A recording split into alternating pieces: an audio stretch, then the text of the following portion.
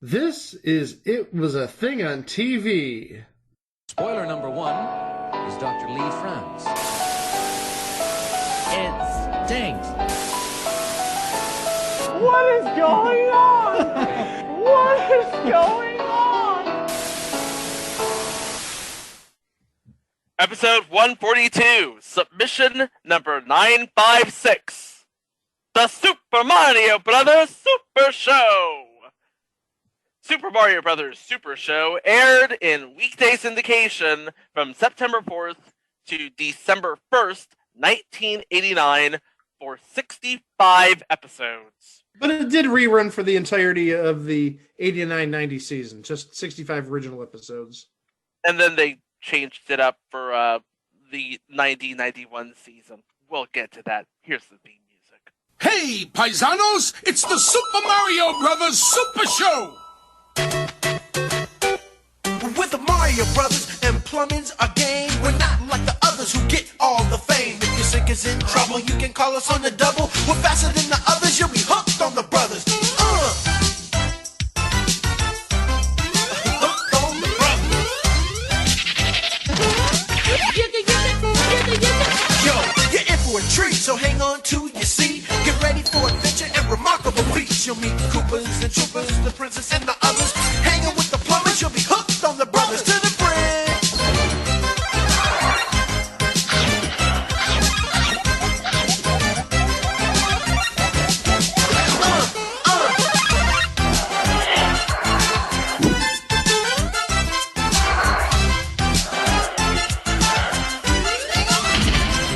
I say hooked on the brothers. So in the 1980s, it seemed like everything had a cartoon, every toy or game, and every cartoon had a toy or game if it didn't previously have a toy or game. I'm thinking stuff like Mask.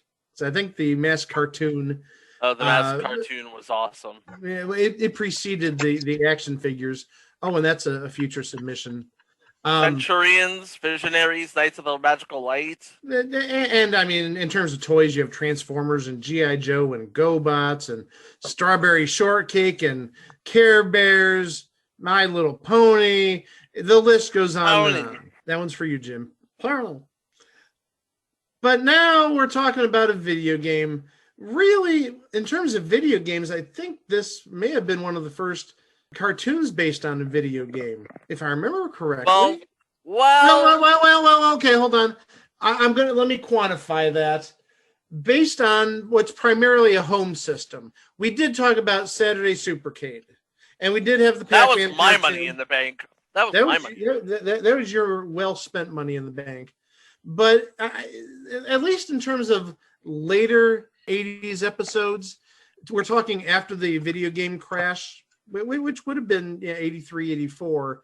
I think this is the first one of those video games that made it to cartoons after the crash. I mean, then you'd have Sonic the Hedgehog and Pokemon. Well, obviously we'd have Pokemon, but it would obviously grow more exponentially as we got into the 90s and later. So this is a sort of landmark series. And I think it's also landmark because not only is it a cartoon based on a video game, but there's also a live action part to this as well. Yes. Yes. And that's what I think makes it stand out from the rest, honestly, because people remember this show even though it lasted 1 year. And again, we'll talk about this later, but when they did the big switchover for the second season,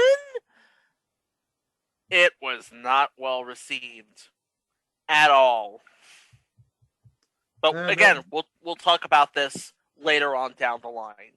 Well, we can maybe add it at the end of the show because I sense there's a sense of relevance that's going to pop up, and not relevance due to our own ignorance, but possibly IMDb's ignorance, kind of, sort of.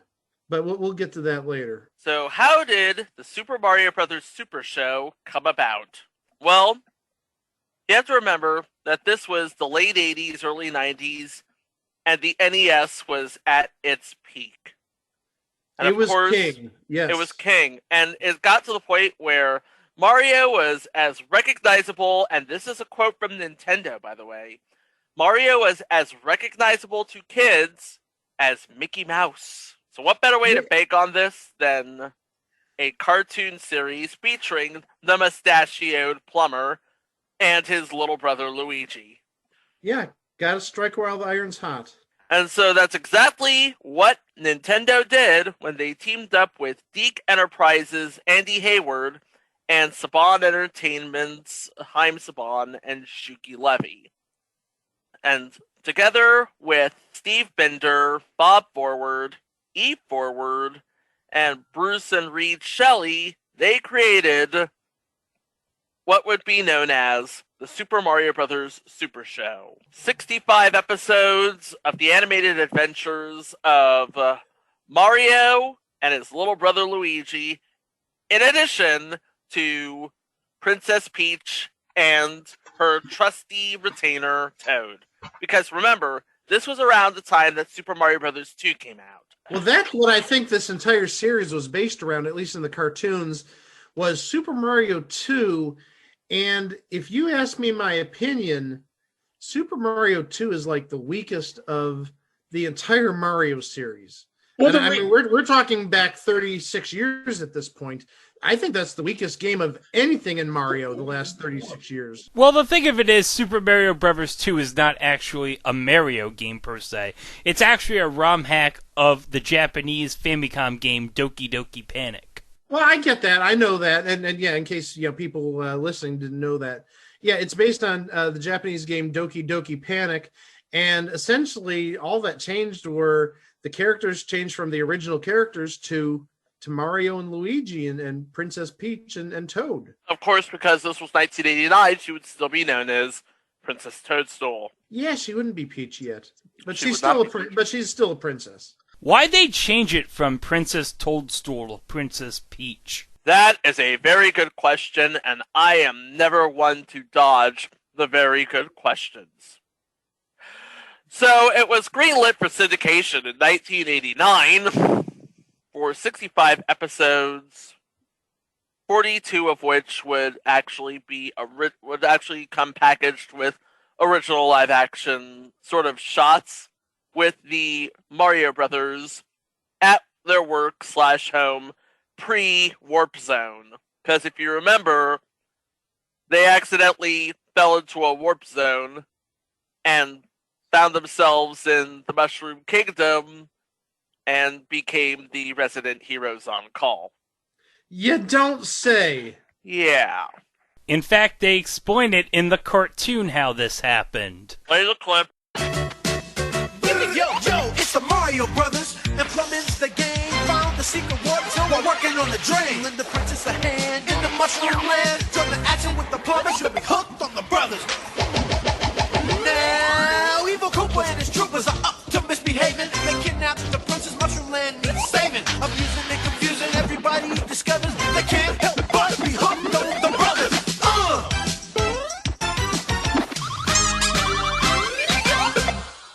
So yeah, they got stuck down the drain and somehow it led to a warp zone straight into the Mushroom Kingdom.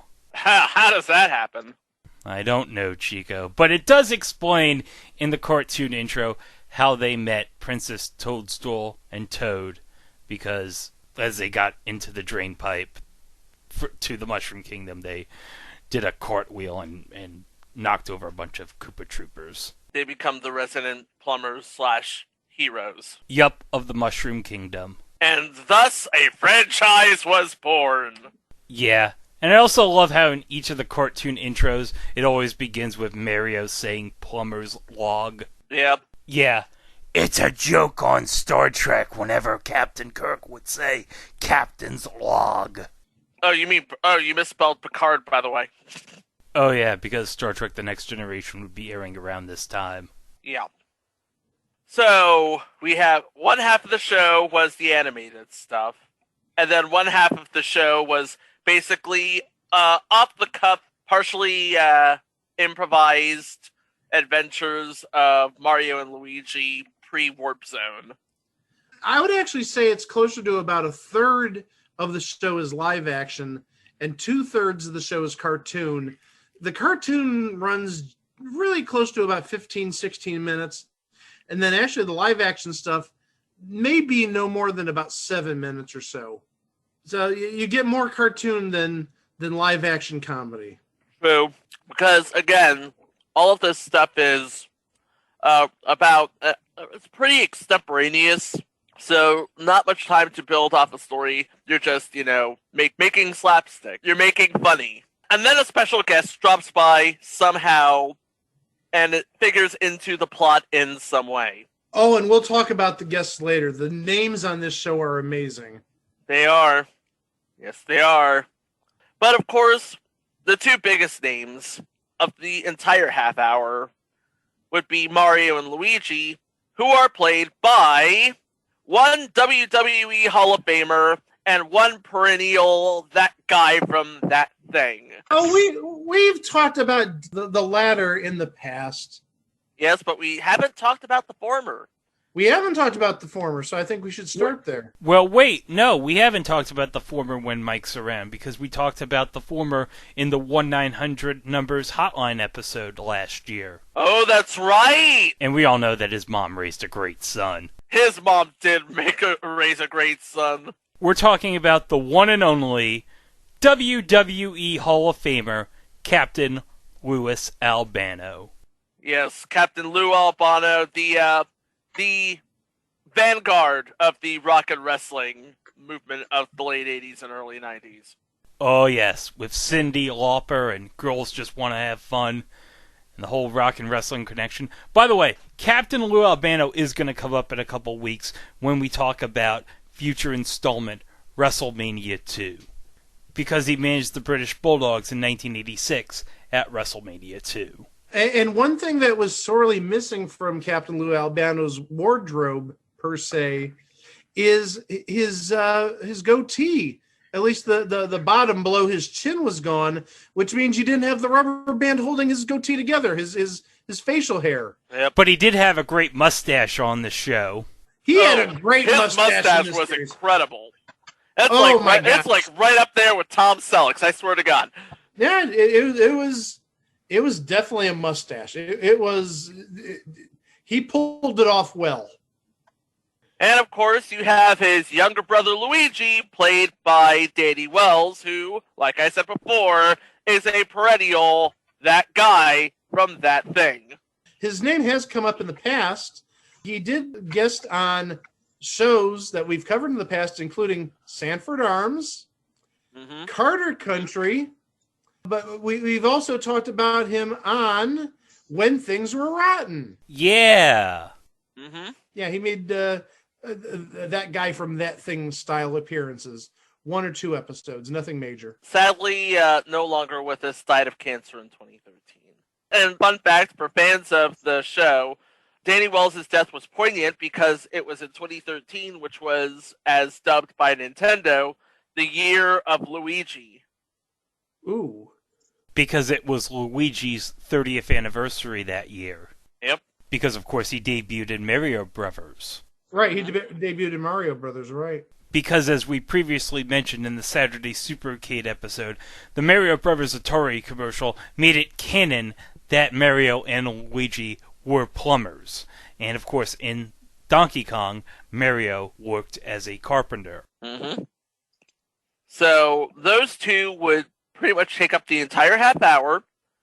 In the animated part, you have the addition of Princess Peach and Toad and King Koopa. Princess Toadstool, as she was then named, was played by Jeannie Elias, who, holy crap, she is... If we were to talk about all the shows that she's ever played a voice in, we'd be here all day. She does show up in future entry Capital Critters. Oh, yeah, Capital Critters. Didn't Neil Patrick Harris do a voice in that? I believe he did, yeah. And to Mike's point, she was in cartoon tie-ins, Lady Lovely Locks. What the hell, Lady Lovely Locks? I don't know. I just remember seeing commercials in the 80s for stuff, okay?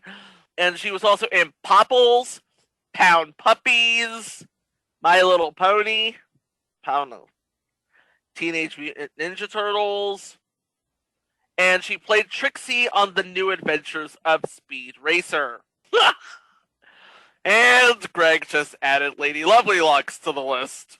Only 23 more until the moratorium. Yes, sir. Interesting, though, if you remember the Seinfeld episode The Briss, you've seen Jeannie Elias's face because she plays Myra in that episode. So, something to look forward to. Anywho, playing her trusted retainer Toad is John Stalker, who pretty much played it with a New York accent, a high pitched New York accent, and again, he was more of a voice director than a voice actor, but he did his fair share of voice acting. And again, if we were to list all of his credits, we'd be here forever. And then we have King Bowser Koopa, played by the late, great Harvey Atkin, which you know and love as Sergeant Ronald Coleman on Cagney and Lacey. I love the Koopa voice on this show. Oh, God. He was really... It's like Harvey Atkin was really good with the Koopa voice, and, you know, he could really change it up depending on what Koopa was cooping up the Koopa joint in a particular episode. Oh yeah, because he would switch it up depending on the theme of the episode. Yeah. There's like a space episode where King Koopa is basically Darth Vader. And the Wild West episode where he was a no-good claim-jumping varmint. Fun fact, the first English voice of King Koopa was Harvey Atkin. And he was the only actor to appear in this show, and in Super Mario Bros. 3, and in Super Mario World. The other 4 roles would be recast. More on that down the line. And we had a good 52 episodes with the Super Mario Brothers.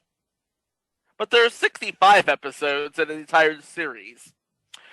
Well, on Fridays, I ran like a beast home from school because on Fridays, I knew that it was The Legend of Zelda. Oh yeah, they made it a big deal Monday through Thursday that The Legend of Zelda was going to be on Friday, and they would get you hyped for the Legend of Zelda episode that would be airing on Friday. Yes, it's like they put 90-second teasers at the end of every episode leading up to that week's episode of The Legend of Zelda.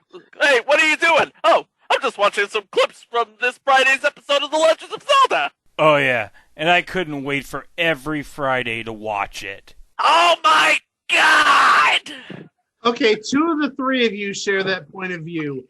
I never watched the Super Mario Brothers Super Show on Friday because I am apparently un-American. I hate Zelda. What? As far as the cast of The Legend of Zelda, again, fully loaded cast. If we were to go over all of their credits, we'd be here forever. So I'll just give you the cast here. We have Jonathan Potts as Link, Cindy Preston as Zelda, Len Carlson as Ganon, Colin Fox as King Harkinian, Zelda's father, also a regular on Sci-Factor Chronicles of the Paranormal. That's pretty cool. Alan Stewart Coates as the Triforce of Power, which may have had like one line in all 13 episodes. Elizabeth Hanna as the Triforce of Wisdom, and Paulina Gillis as Sprite, the fairy. By the way, when I say Paulina Gillis, I really mean Tabitha St. Germain. And yes, how can I put this? She likes the bronies. She's a fan of the bronies. She plays Rarity. And that all went down for 13 weeks in 1989, and interestingly enough, Captain Lou also made time to play himself in one of the episodes. What? Captain Lou played himself in one of the episodes. As Captain Lou. As Captain Lou. It's like Mario and Luigi got a message that Captain Lou is missing. So Mario had to step out and look for him, and in comes Captain Lou. Because there was no trickery whatsoever. Whenever one of the characters needed to play a double, either Mario or Luigi would step out for some reason. and then the other character would come in. Yeah, and again, and like Mike said, it was a tie-in. It was all a tie-in.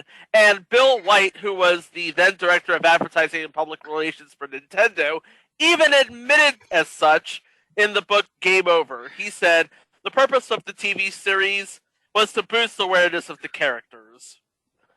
Of course, it helped that there was something coming in 1991? 1990? 1991? In the U.S., it was 1990, but here it was 1991. Yeah, it was. Perhaps the greatest adventure of Super Mario Brothers in the world. We'll get to that later. Yes, we will. When Hayward came to Nintendo with the idea of how to do the Super Mario Brothers series, he was like, it's a unique property. We had to do it in a different way. We wanted to do a cartoon, but we also wanted a show that extended beyond the cartoon. And you know what? Mission accomplished, because I don't know about you guys, but I've had fond memories of this show. Oh, same here. I think we all have memories of different levels of fondness, but we definitely have memories. So on this show, talking about the live action part of the show, you had a myriad of guest stars. I mean, some of them were people that, we maybe didn't necessarily hear of, but there were definitely more names than nobodies. Let's say that. And we have a couple of guest stars that have been on previous installments. For example, we have Lyle Alzado, who was on previous installment, Learning the Ropes. Mm-hmm. Yeah. We had Kay Ballard, who is just legendary. I don't remember what episode she was doing. And we should add that most of the episodes are on YouTube. Oh, yeah. It looks like all the episodes that had a Mario cartoon are on YouTube. You got to do a little bit of digging to find ones with the Legend of Zelda. And actually, one of the guests that we're going to mention is on the first episode that had a Zelda cartoon. So the first Friday episode. The first episode of Super Mario Brothers Super Show had Nicole Eggert. Yes, the first episode had Nicole Eggert as herself. Yeah, because and that was when she was on Charles in Charge a couple of years before she ended up on Baywatch. In the second episode, a girl called Patty it's called Dave the Orphan. A girl called Patty arrives at Mario and Luigi's, claiming to be an orphan without a family or a place to go, so the plumbers invite her in for a stay. Of course, Patty was played by Danica McKellar. And if you don't know who Danica McKellar is, what podcast are you even listening to? 2 words. Winnie Cooper. Come on now. And in the cartoon, Mario becomes the king of Cramalot in order to drive out Koopa's forces. Oh, and by the way, Patty's parents show up. They're played by Jim Ward and Karen Hartman. If I'm not mistaken, Karen Hartman was Talkatoo Cockatoo on Snoobly Zoo. A shame that she's been taking the Plumbers for granted, but they enjoy a nice family reunion. Aww. And then you have Butch Mario and the Luigi Kid. With Koopa kidnapping Princess Peach in the Wild West. Ah, but the guest star in this episode, Chico. In the all steamed up bit, yeah. Sergeant Slaughter. Oh, yeah. And this is great. He's hiding in the Steam-O-Matic in this episode because he's trying to hide from Sergeant Slaughter. And by the time he gets out, he's been in there for so long from hiding from Sergeant Slaughter that Mario becomes shrunk. Oh, yeah. By the way, there is a mini Mario on that episode. So that's what happens in real life when Mario gets hit by the Goomba. Okay, yep.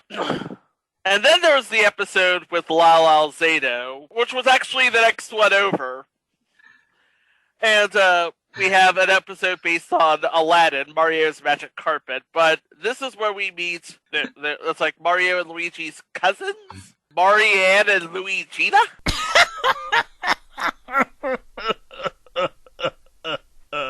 Who are just Captain Lou and Danny Wells in drag?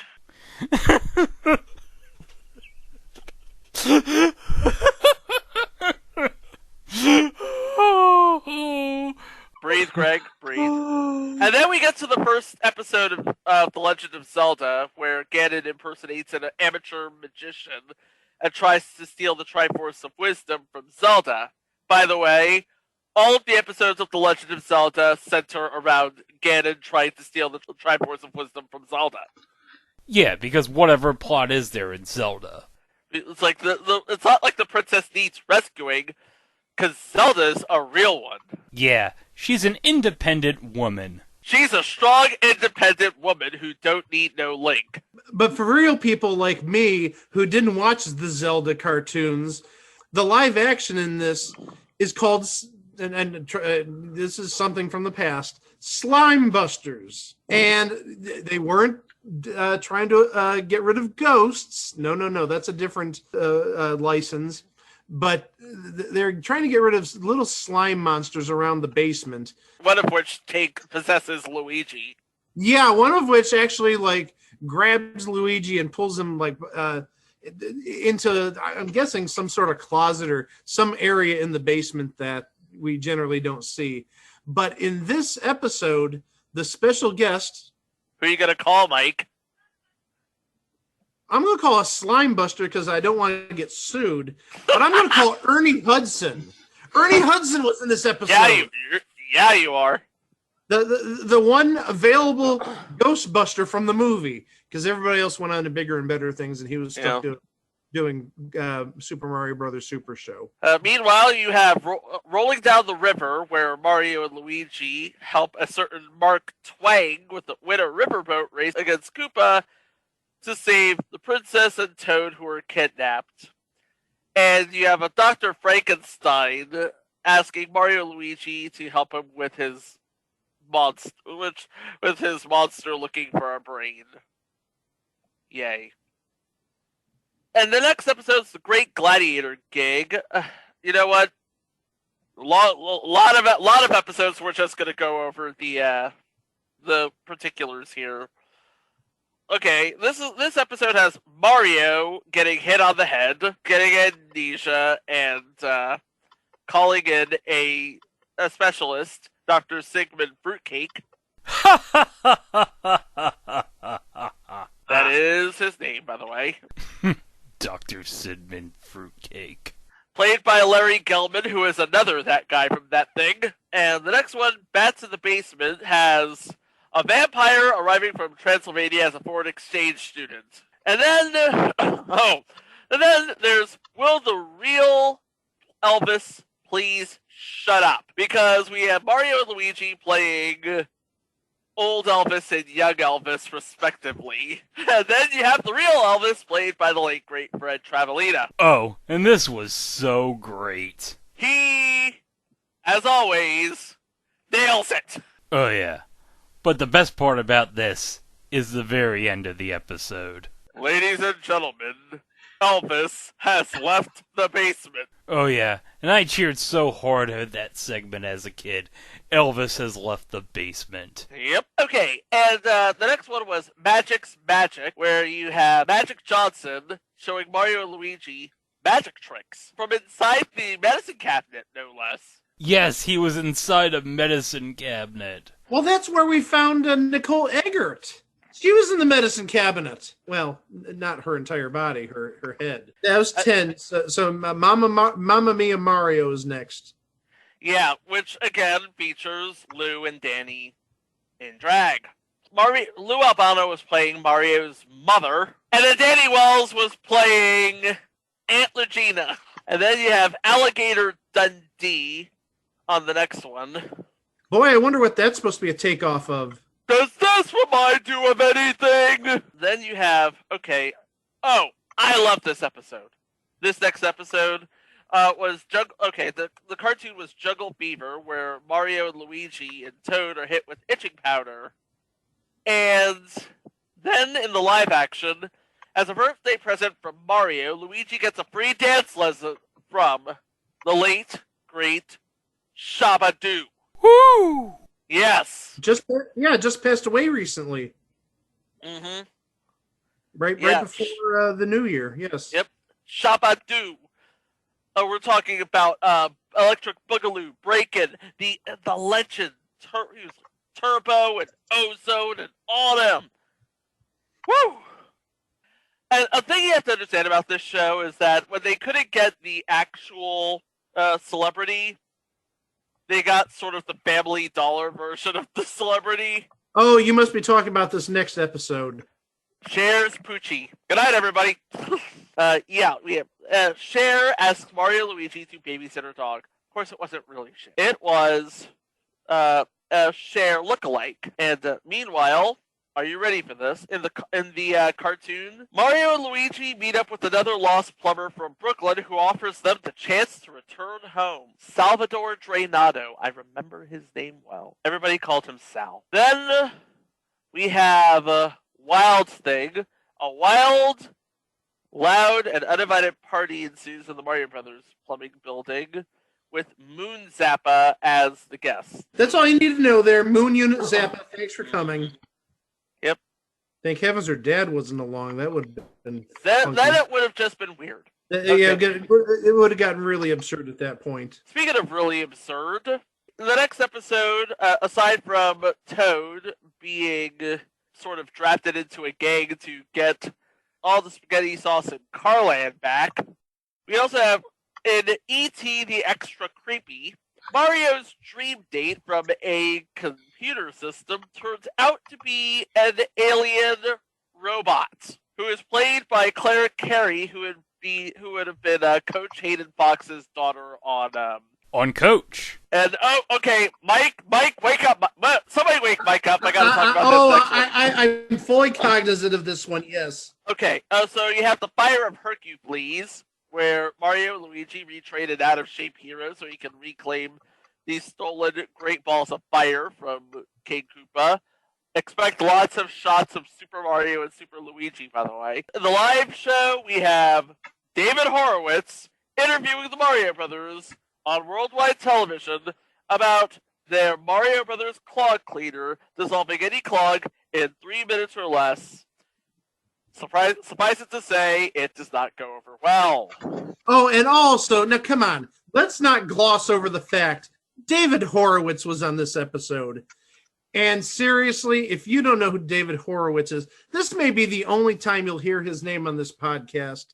He was the host of an epic series from the 80s, I think even the late 70s, to the early 90s called Fight Back. Yep. It was like the ultimate consumer protection show. It was like must-see TV in our household 30, 40 years ago at like 6 in the morning on Sunday mornings. Oh my gosh. Fight Back is legendary. If you've never heard of it or never seen it, just find the theme song. Here, we're going to put a little of it right here because the theme song is an absolute, it's not a bop necessarily. Damn right it's a bop, Mike. Well, but it's not a bop in the conventional sense that we've talked about in other shows. It's a great theme song, though. Enjoy.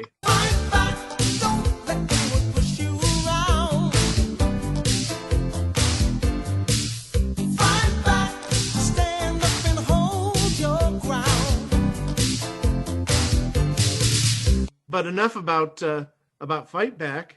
Next on the list is, well, we have Count Koopula. Yep. Count Koopula. I wonder what that's supposed to be a takeoff of. You could take 3 guesses, and the first 2 don't count. Right. And in live, we have Magician, where Harry Blackstone visits Luigi. And again, if you don't know who Harry Blackstone is, well, we can't help you out there. No, we can definitely help you out. Harry Blackstone, at least back in that time, late 80s, he had the occasional segment on Square One TV. Mm-hmm. And if you don't know what Square One TV is, we can't help you with that. We definitely No. can't. Next up, the Pirates of Koopa, a takeoff of the Pirates of Penzance, obviously. And then Magic Johnson is back in Do You Believe in Magic, asking Luigi to repair one of his trophies.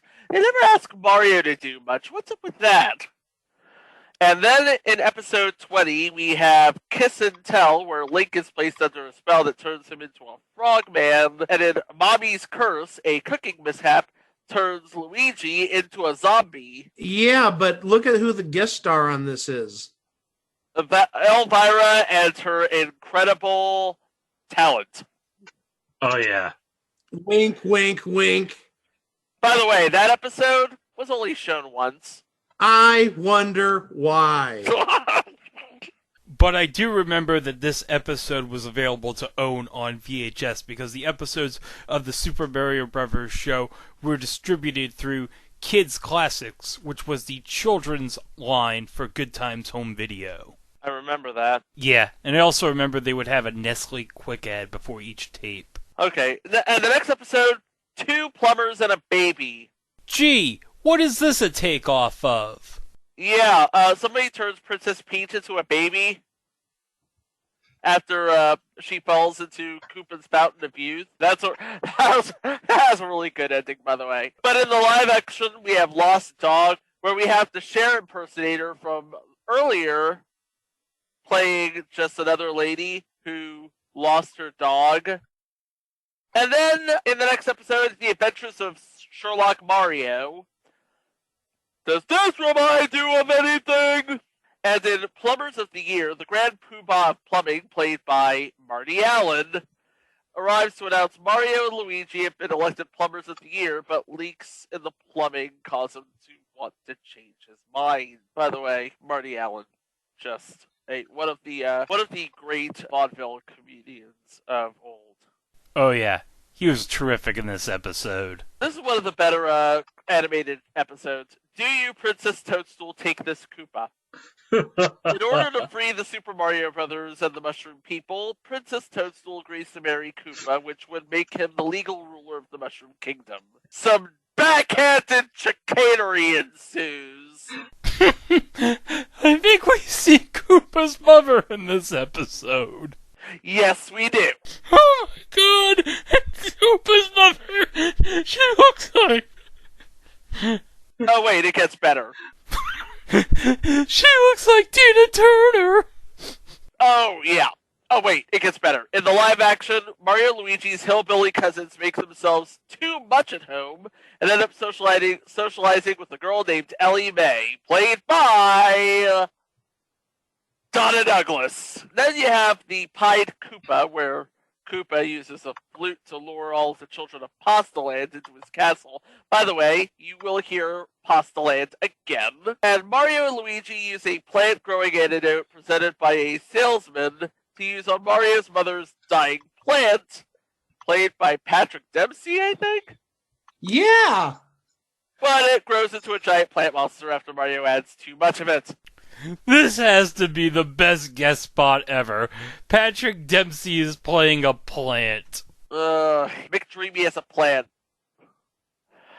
And then on the Friday show, we have Sing for the Unicorn, where Ganon steals a unicorn from a warrior girl named Sing and kidnaps King Harkinian in order to trade him for the Drivers of Wisdom. And in the live action, Mario and Luigi teach Fred Van Winkle, played by previous century Norman Bell, who was sleeping for over a century. Boy, did the Ropers put him to sleep for a while. Hey, at least he's not losing any dogs this time. Nope. Next, we have Dollar General Suzanne Ross, wanting to ask the Mario Brothers to act as her backup singers in Baby Mario Love, and in the animated show, it's Koopenstein. Koopenstein. Which turns Koopa into his own raging creation. Oh my gosh. Yeah. And next is 9001, a Mario Odyssey. Get it? It's a play on 2001. Yeah. Where we have a new pizza making machine taking over the Mario Brothers plumbing building. His name, HAL 9001. And then you have Mario and Juliet. It's based on Romeo and Juliet, obviously. And in Fake Bro, a schemer, in order to get rich quick, pretends to be Mario and Luigi's missing brother. Oh, but we need to talk about who played the missing brother. Yes, sir, we do. Oh my gosh. Now, the name may not be big, but if you've seen a certain show that we've covered twice on this podcast. He meets the Match Game Hollywood Squares out. Yeah, I was going to say, I wonder which one we've covered twice. Oh, yeah. Show 1 and Show 100, Match Game Hollywood Squares. 1 week had a person named Vic Dunlop, who is a little out there. Quite the interrupter. He interrupted quite a few of the Hollywood Squares games with his goofiness. Vic Dunlop played the fake Mario Bro. What? Who is he? Wario? No, I don't think it was. He Wario. could be Wario. He could be Wario.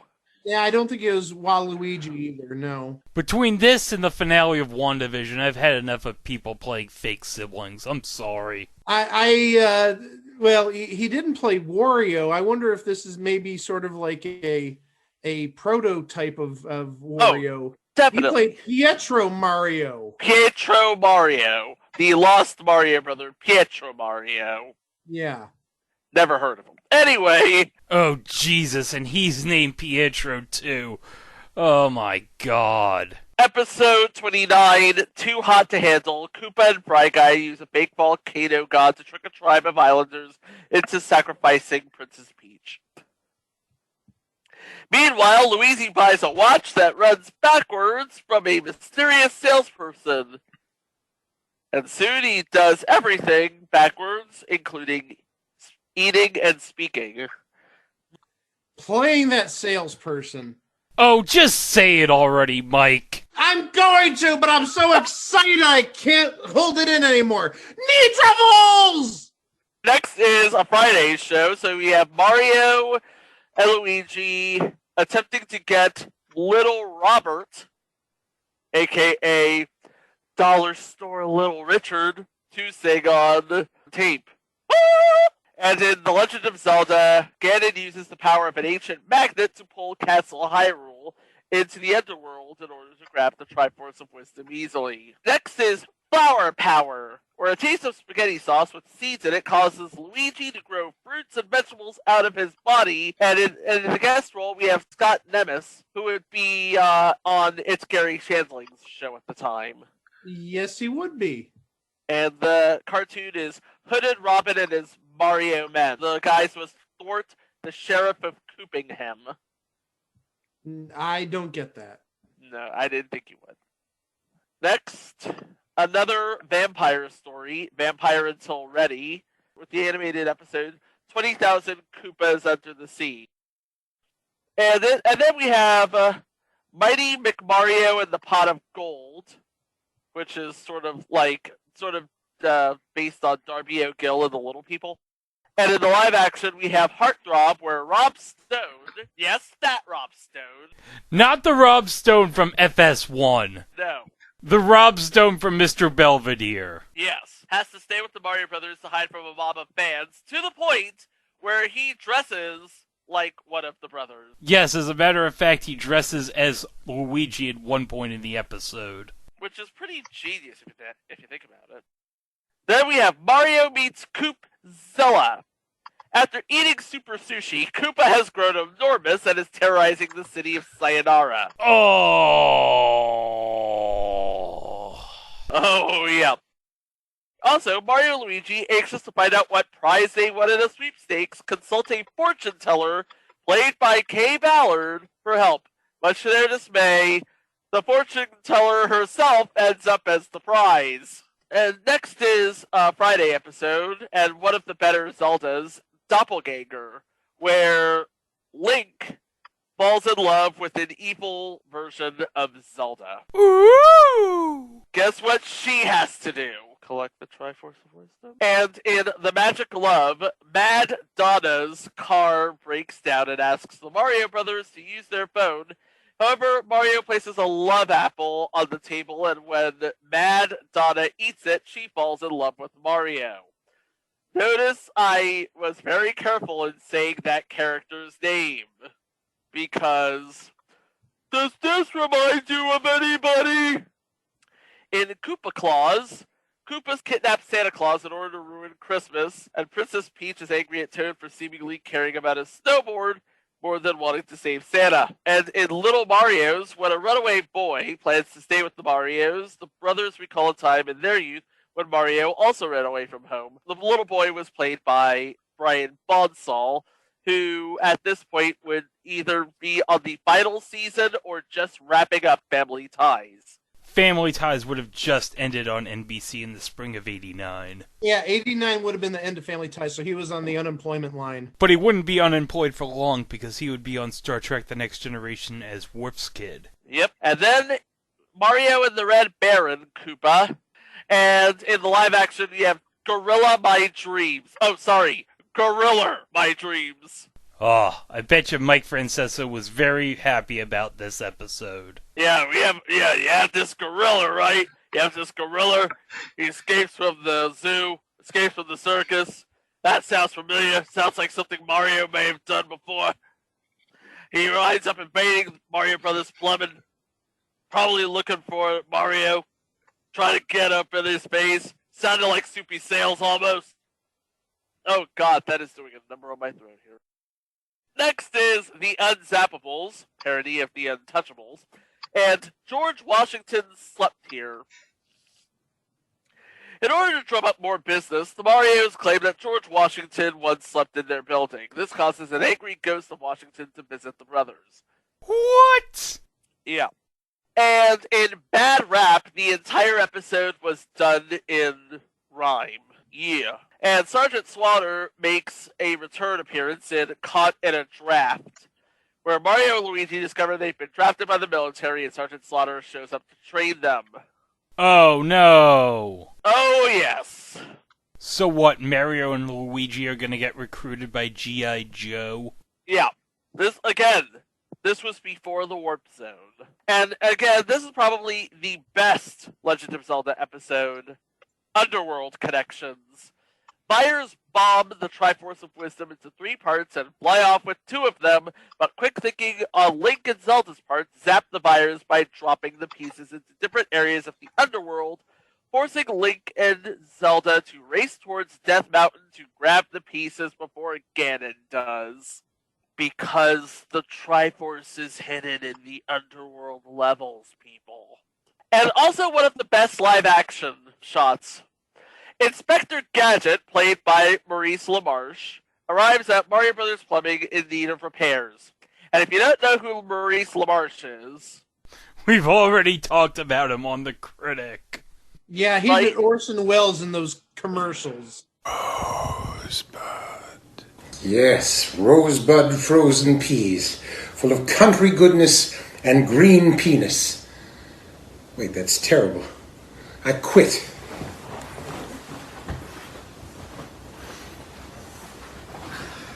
Just a handful for the road. Oh, what luck. There's a French fry stuck in my beard. Oh, yes. Well, also, beyond that, Maurice LaMarche was the brain in Pinky and the Brain. Yes! Still is. Yes! Still is. Still is, yes. So yeah, if you don't remember him as Orson Welles, he pretty much did the same voice as Pinky on Animaniacs and Pinky and the Brain. No excuse, you shouldn't know that. Yep. Next is The Mark of Zero, as in The Mark of Zero. Does this sound familiar? I'm sorry, that's your line. You've already said that like 3 times. 5, but who's counting? Yeah, apparently and Inspector Clean, played by Gary Schwartz, who was in an episode earlier, from the Board of Sanitation, comes to inspect Mario Brothers Plumbing and finds a hair clog on his head as a toupee. And then you have the 10 Coop Commandments, and I'm not going to say anything about that. And another player, Larry Gelman, playing Vincent Van Gogh, to arrive to give Luigi art lessons. And in The Koopas Are Coming, The Koopas Are Coming, Mario and company help General George Washington free the mushroom people from Koopa's redcoats.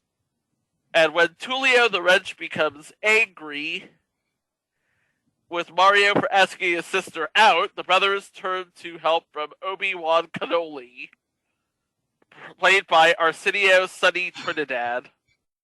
We're running out of names here, folks. The Trojan Koopa, based on the Trojan horse, and then Texas Tea, the Mario strike oil and try to sell it to Ted Bull, played by Norman Bell. Stinging a Stinger, Sleaze Nose, a crooked peddler, sells Link a defective sword. When Link and Zelda captured, Sleaze Nose offers to sell Ganon's Link's sword, but he turns on the peddler and imprisons him with Link and Zelda. The three must now work together, escape Death Mountain, and stop Ganon. And in the Great Hereafter, after a dream about their grandmother, Mario calls in a psychic, played by Elaine Kogan, to try to communicate with the deceased Grandma Mario. In Quest for Pizza, Mario gets bitten by a venomous snake in Caveman Land, and the only way they can save him is to feed him a pizza, which they must make from scratch. This is before the age of YouTube. And in the painting, Mario and Luigi find the lost painting that was apparently painted by Leonardo da Vinci Rooney, according to guest curator Howard Stevens. But it was actually a forgery, because it was painted by his cousin, Leonardo da Vinci Mahoney. We know it's a forgery because he put in a picture of his brother, Roy Orbisoni Mahoney. Oh my gosh. I remember that episode fondly. I also remember this episode, the Great Gold Coin Rush, where Mario's group accidentally discovers a cavern full of gold coins, and Koopa finds out and forces the local villagers and Toad to mine them all for himself. Meanwhile, in the plumbing building, Luigi gets a bonk on the head and imagines himself as a game show host. Jim Lang comes to visit and try and talk him out of it, and hilarity ensues. Oh, yeah. Much hilarity. I think this might have been the last on-screen visage of Jim Lang before the game show moment specials of the early 2000s. Well, you're actually wrong. Oh, I'm wrong. I add this for one reason and one reason only. And when you hear it, I'm sure Greg will chime in with his 2 cents. He played a game show host, believe it or not, Greg. Yeah. On Parker Lewis Can't Lose. Oh, that's terrific. I remember that episode now. I will guarantee you $1 million what happened. Parker Lewis didn't lose. No, and the thing is, actually, the episode title is called Parker Lewis Can't Win. And also, there's actually one other one we should add. He played a himself, apparently, on an episode of Moesha in 1998. Ooh, Moesha with Brandy. Yeah. Nice.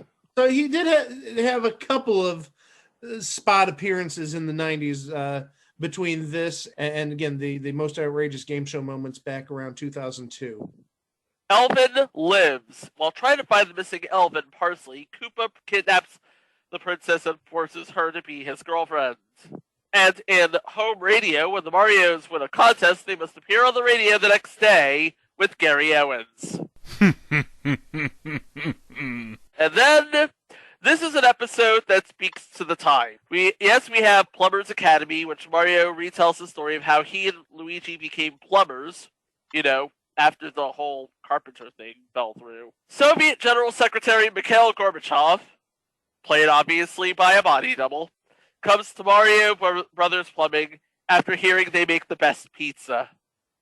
So Mikhail Gorbachev has decided, you know what? I have to go to Brooklyn and meet these two plumbers in their basement. It's like, I am in Brooklyn, New York. I need to visit best pizza in America. I need to visit basement of plumbers. Yes, because he has been told that they make the best pizza in New York, which is debatable. Yeah. Next is Hitch in the Works, another Zelda episode. Zelda's wearing a necklace. Zelda agrees to marry Ganon. Link has to rescue her before it's too late. Yeah. And in Treasure of the Sierra, Brooklyn, Mario finds a treasure map in their apartment, and the brothers ask Inspector Gadget to help search for the treasure. And I don't care what you said, Maurice LaMarche nailed it. And Karate Koopa. Koopa kidnaps Princess Toadstool and Toad. Mario and Luigi turn to a karate master for help. And in Addy Dodes, the brothers call in Tawny Tyler, played by Melanie Charnoff, speaking of Parker Lewis, to help them come up with an advertising jingle. When plumbing clogs or something, so don't call your dog or mother. We're really fast and really cheap, 'cause we're the Mario Brothers. Ah, jeez. I remember all of this stuff, dude. And recall that we talked about Melanie Charnoff not that long ago, because she made an appearance on Oh Madeline. And we'll talk about her again when we eventually cover Fridays. Yep. Yes, we will. And maybe in the year review special, depending on when the reboot of Rugrats drops. And Mario of the Apes. Mario suffers from amnesia and thinks he's Tarzan. Oh, no. Well, he just thought he was a game show host, so why not? No, it was Luigi who thought he was a game show host. Oh, it's Luigi. I'm sorry. I thought you said that Luigi. I'm sorry. My bad. Yeah. And Mario sets out to perform a series of tasks with Chippy Chipmunk's Chipmunk of the Month, awarded by Fred Travelina. Again, Princess I Shrunk the Mario Brothers. Oh, yeah, because this isn't timely at all. Way to date yourself, kid. And in a basement divided, an argument between the brothers escalates until they are forced to call in a psychotherapist. Little Red Riding Princess. We have a visit to Grandma Toadstool, but she's pursued by both Koopa and the Big Bad Wolf. In No Way to Treat a Queenie, during a visit from the Queen of the United Kingdom, the Queen appears at Mario Brothers Plumbing, wanting to fit in with the commoners, as she is sick of being treated like royalty. Did the Queen get a recommendation to Mario Brothers Plumbing from Mikhail Gorbachev? Queen, I got to tell you, these two plumbers, I hear that they have the best pizza in New York. I went to visit them, and oh my god, their pizza was amazing. Magic Johnson likes them a lot. Anyway. In Fairies in the Spring, we have water-shaped creatures causing problems at Hyrule's new water park. Yeah, and in Pizza Crush, a pizza delivery lady says that she adores a man who can eat his weight in pizza. Oh, no! Mario attempts to do just that. And do you know who plays the pizza delivery lady? Who? Eve Plum! Oh, yes, Jan. Well, Jan Brady always wanted to be noticed. In The Provolone Ranger, Koopa kidnaps Luigi, the Princess, and Toad in Sudden Death Valley. Mario becomes the Provolone Ranger. And Mario and Luigi must babysit a fish for Mrs. Periwinkle, played by... Say it, Mike! Nidra Voles. You know you love that, Nidra Voles. Who doesn't love Nidra Voles? Shut up, Greg. Next episode, Escape from Koopatraz. Yeah. And in French, Luigi attempts to learn French in order to sound classier. Guest starring Courtney Gibbs. Who that girl be? Hold up. Oh gosh, he's gonna find out who that girl is. Okay, she wasn't in much. She was on a couple of episodes of All My Children, but she was in the 1989 Tom Hanks, Meg Ryan classic Joe vs. the Volcano as saleswoman. And actually, according to IMDb, she was actually Miss Texas in 1988. Oh, good for her. In Mario of the Deep, the guys try to say Aqualand from Koopa, and in Two Bums from Brooklyn, baseball manager Tommy Lasagna arrives to sample Mario's meatballs for his restaurant and hires the Marios to sell peanuts at his ballpark. In Flatbush Koopa, Mario and Luigi finally return to Brooklyn, only to learn that Koopa has taken over the city.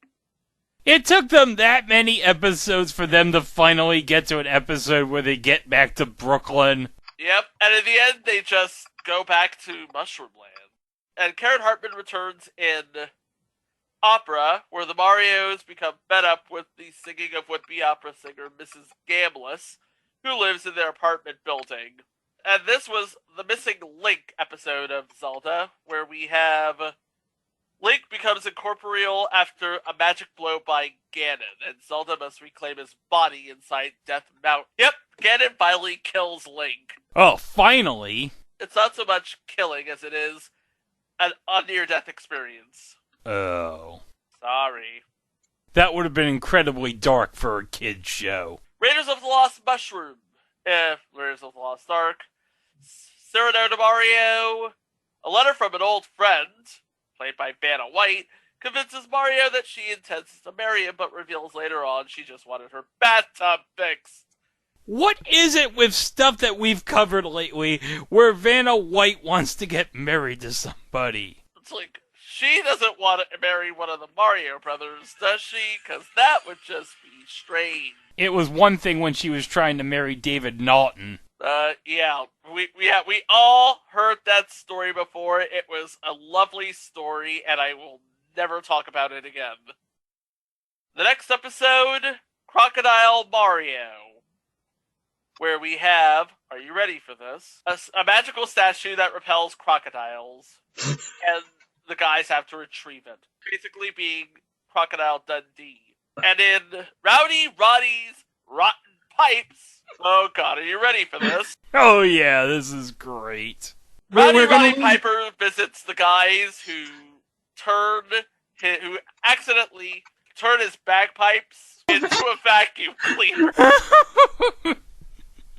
Oh, let's just play the clip. Roddy Piper, that mean and huge wrestler, is gonna be here any minute. Could you give me a little hand here, Mario? Yeah. What's the matter, Luigi? I mean, what's the matter? Look, Roddy Piper, that mean wrestler, he left his bagpipes here for me to fix him. I can't find him anywhere. Yeah, you meatball, we're plumbers. We don't fix bagpipes. Yeah, I know that, and you know that, but I wasn't going to tell Roddy Piper that. What am I going to do? Yeah, vacuum him a little bit. It'll relax, you know, while I get the door. All right. Yo, Mario. Where do we get this vacuum cleaner? Sure looks familiar. I fixed it with some old junk I had laying around the house. Oh, Luigi, it's not Roddy Piper. It's some hairy lady with the plant dress. Now that's a mistake most people make just once. My name is Roddy Piper, and I want my bagpipes. Hey, I was only kidding, Roddy. I mean, but I'll tell you the truth, I wouldn't wear a skirt, especially in the streets of Brooklyn. I want my antique family heirloom bagpipes. Well... Uh-oh. Aren't those my bagpipes? No, sir, big angry person. This is an imported Scottish vacuum that comes directly from the McBronx Vacuum Company, one of a kind and original. Bronx? Yes, sir, McBronx. Then turn it on! Yes, sir.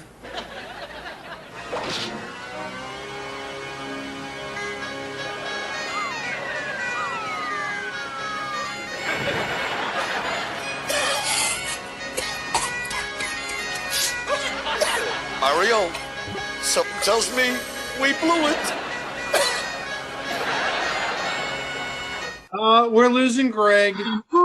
Greg is deceased. And this was around the time when Roddy Piper was going nuts on WWF Primetime Wrestling about Bobby Heenan saying that there was no Santa Claus. And the next episode, Star Koopa.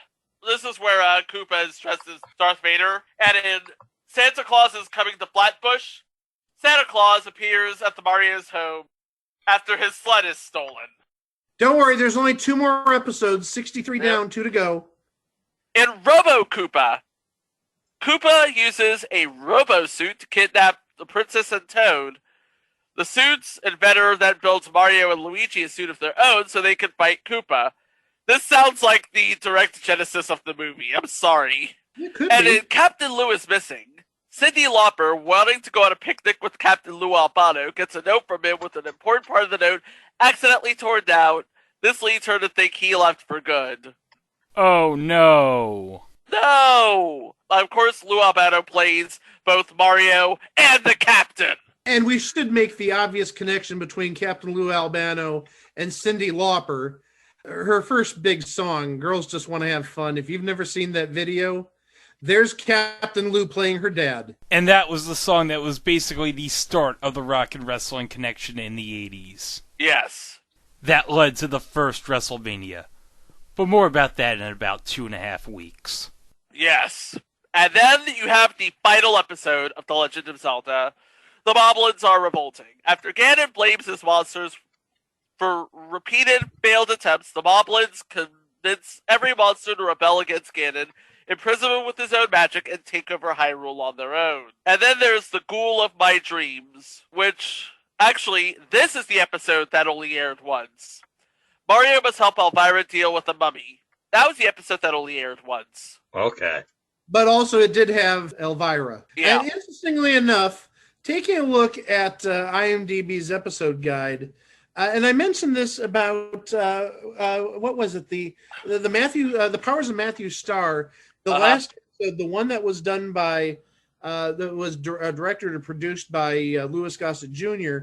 had like a higher rating than the others, like a significantly higher rating. Yeah. This is very interesting. Look at the general overall ratings for the shows. They're in this between 5 and 6 stars generally. The one with Elvira, 8.3 stars. Gee, I wonder why. Exactly. But again, this was all really good and very memorable stuff and somewhat silly, but we all loved it.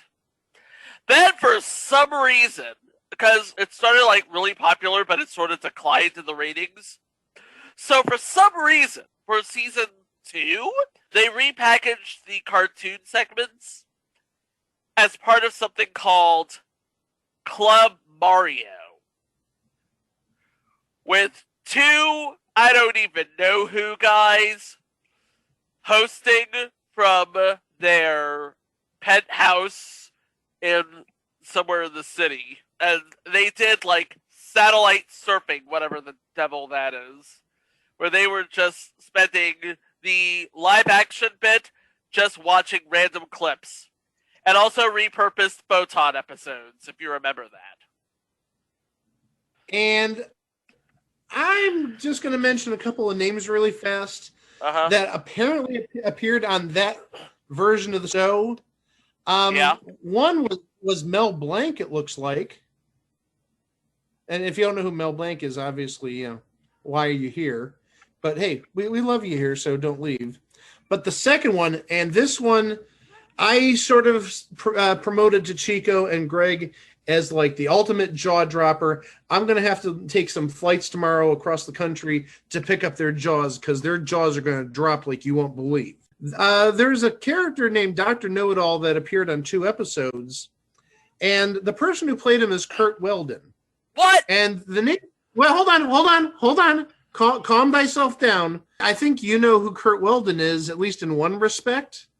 He was a big, huge winner on the Challengers back in 1990. I hope that's where you know him from. That's where I know him from. Okay.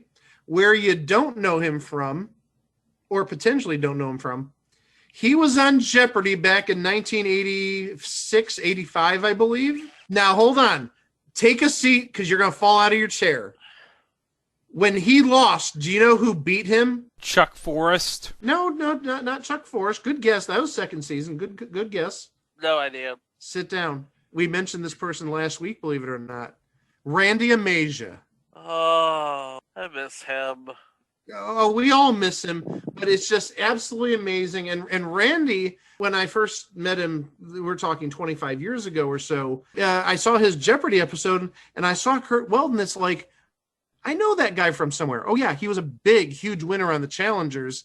But lo and behold, our friend, he's been gone for 2 decades now, but our friend Randy Amazia beat him. How about that? How about that indeed? It's just amazing. I'm looking at the cast list on IMDb. The second to last name is Kurt Weldon, and it's like, are you kidding me? That's absolutely got to be mentioned, even if it's sort of like a kind of sort of mistake by IMDb. But you talked about that second season, and that definitely falls in line with 1990-91. Yeah. But I had that little nugget stuffed in my pocket, ready to share it with you guys. You were ready to fire with that. Oh, that, like I said, that was the little fact to end all facts that we've had on this this podcast. That was a mind blower, to say the least. Yeah, it was. So, again, this is all a bunch of stuff that we really like to remember. And Greg, you said you had the VHS. Let's just say you don't have a VHS anymore. Oh yeah, because now you can get the series on DVD, people. And as I mentioned earlier, you can find all 52 Mario cartoon episodes with the segment. With most of them have the segments with them, the live action segments. But if you want to find episodes with Legend of Zelda, you actually have to search for Super Mario Brothers Super Show: The Legend of Zelda. And I saw one, and that was the first one with Ernie Hudson. But it's been released on home video. It's been released on DVD. It can be found if you don't want to go the YouTube route. But there's at least 2 or 3 people who've posted every single one of those 52 Mario episodes. So it's not like it's terribly hard to find. Yeah. Yep. Well, the Super Mario Brothers Super Show, it has a place in history, and it has a place in our hearts. And in 1989 and 1990, you know what the Super Mario Brothers Super Show was? It was a darn good thing on TV. It was a part of my childhood. It was a thing on TV that I ran home to watch. Yeah. Oh, and also, I think at this time it would be appropriate to say Happy Mario Day on Wednesday. That's why we're doing this episode. Yeah, Mario Day 310. Yeah, MAR10, March 10th. So if you're wondering why we're doing this episode now, it's our little Mario Day thing. It is. You know what Mario has to say about March 10th being his day? It's a me, Mario Day.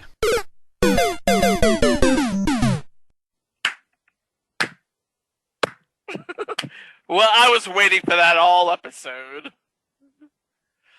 Well, you're probably waiting for me to say, why don't you take an extra warp zone to itwasathingontv.com, where you can find out all of our old episodes, all of our mini-sodes, all of our live shows, all of our social media links. By the way, we are on all social media at It Was a Thing on TV. And of course, a link to our good friends at Place to Be Nation, where we just dropped, what did we? Oh, we just dropped The Powers of Matthew Star, if I'm not mistaken. Well, that's true for the week we're recording this, Chico. But this coming Wednesday on the Place to Be Nation Pop Experience, we've got coming up on the Wednesday drop East Crawford Private Eye and You Don't Know Jack. Yep.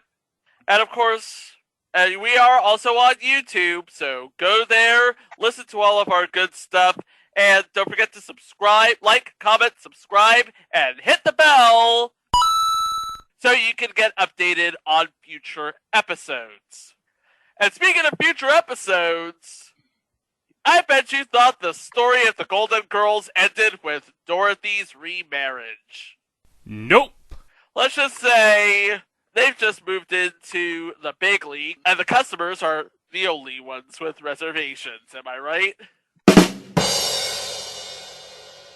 Yeah, that's my response. Just the rim shot.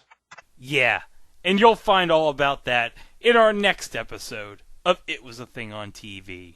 And everybody, before we go, we usually don't do this. We usually throw in a little clip at the end, but we want everybody to get ready to do the Mario at the end.